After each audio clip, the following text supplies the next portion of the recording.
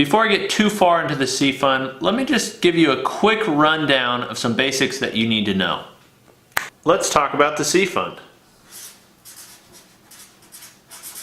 The C fund is a mixture of large and medium-sized companies, all in the USA. The inception date is January 29th, 1988. This is when it was started or introduced to the TSP. Before that, it was just the G fund. The objective is to equal the S&P 500 or keep up with it. The risk is market and inflation risk.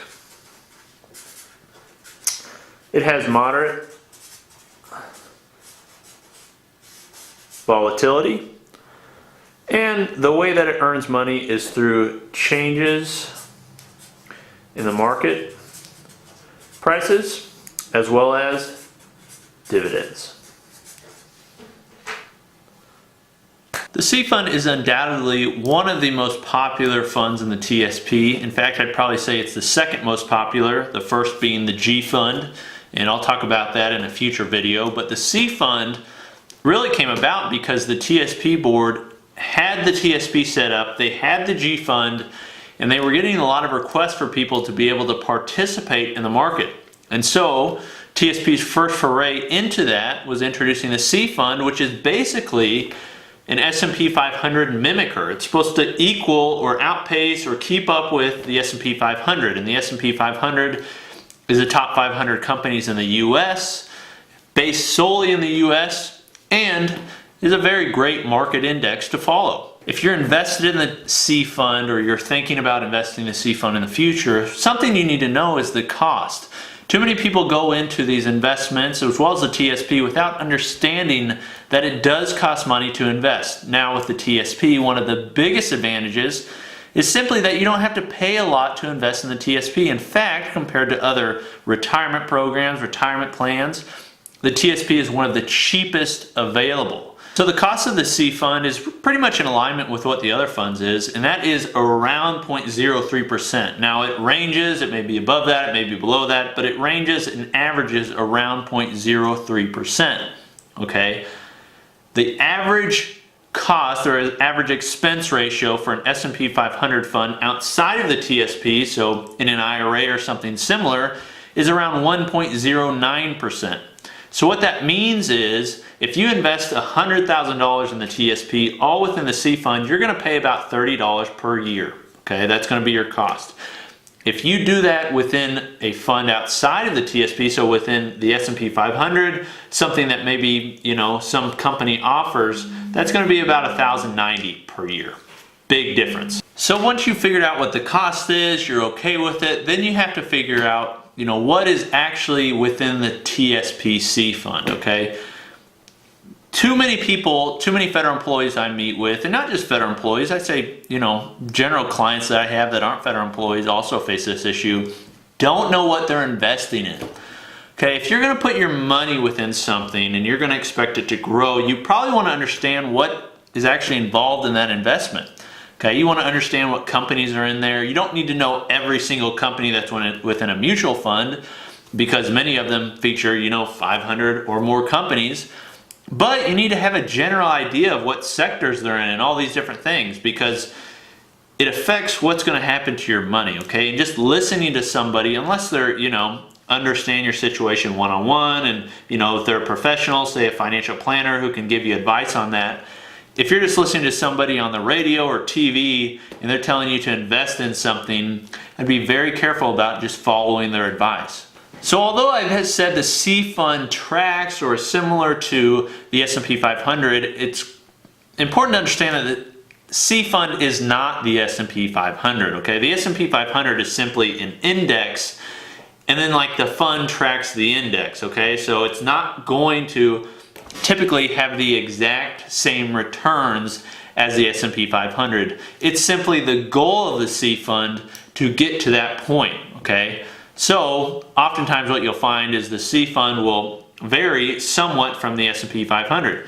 it could be less, but it could also be more, and has been many times, greater rates of return than the S&P 500. So what's an example of some companies within the C fund? Well, one is Apple, Microsoft. Okay, Microsoft is also in there, been around a long time. Bill Gates, Walmart's in there, Amazon. Think of like your big US based companies. These are large companies that are based in the US, and they make up the S&P 500. So what you think about is the C fund, although obviously faces volatility because it's within the stock market, and the stock market faces volatility, it's comprised of some really solid value companies, okay? And something that a lot of people talk about is, why buy an individual stock if you can buy the whole basket, right? Like, why buy an individual fruit if you can buy the whole fruit basket? Because the idea is, if you invested directly in Amazon, for instance, okay? I like Amazon. If you decided you were going to invest directly in Amazon, well, what you receive is all based on how Amazon does, okay? So if Amazon goes up, you face the full brunt of that. But if Amazon goes down, you know, you're in trouble because all of your money is in Amazon. Well, if you have Amazon, as well as Walmart, as well as Apple, as well as Microsoft, as well as all these different companies, 500 different companies in this mutual fund, if Amazon is to go down, that doesn't mean that you're entirely affected by that, because your money is split up between 500 different companies, okay? So that's kind of the advantage of diversifying within the C fund. Now, some people then say, well, I'm in the C fund, should I also diversify within the S fund, the I fund, the G fund, the F fund, go into an L fund? Yes, that is something that you can do, and something that I do suggest you do, but I think it's good to understand that the C fund in reality has a lot of diversification within it. Granted, it's all within US based companies, but I would rather bet on the US economy than any other economy. So I talked a little bit about the companies, but there's also sectors within the C fund, okay? And sectors can help you determine, you know, how you're allocated, and, you know, what you should be investing in, and how your money is going to perform based on what happens in the market, okay? And I'll put a little graph up here so you can see it. But the S&P 500, which is then the C fund, is made up of a lot of different sectors, okay? But the large ones are financials, technology, healthcare, and the reason those are big ones is because, well, that's what the US focuses on. That's what we're good in. Granted, there's quite a few others like utilities, energy, you know, consumer staples, industrials, telecom, materials, things like that, but largely what we're seeing is financials, healthcare, and technology, because we're the US and that's kind of what we've focused on lately. So here's 3 reasons why I like the C fund, or the S&P 500. One, the S&P 500 is very diversified, okay? It's got 500 different companies, granted all in the US, but it's diversified, okay? So you're gonna have a lot of different sectors, you know, a lot of different companies. You know, if financials goes down, that doesn't mean the medical industry is gonna go down, okay? They're not really correlated too much, although there is some, I'm sure, but that's what you get with the diversification. The second is the S&P 500 is one of the most recommended indexes in the entire world, okay? I mean, the S&P 500, if you are outside of the TSP, many people are often going to recommend an S&P 500 fund as well, including the Oracle of Omaha, Warren Buffett. He says, my advice to the trustee could not be more simple. Put 10% in cash and short-term government bonds and 90% in a very low-cost S&P 500 index fund. I've done an entire video on this, so if you want to find it, I'll put a link in the bio below. The third reason is because the C fund has good returns. Okay, if we look at since inception, so January 29th, 1988, the TSP has averaged over or right around 10% rate of return today, to this date, okay, 2017.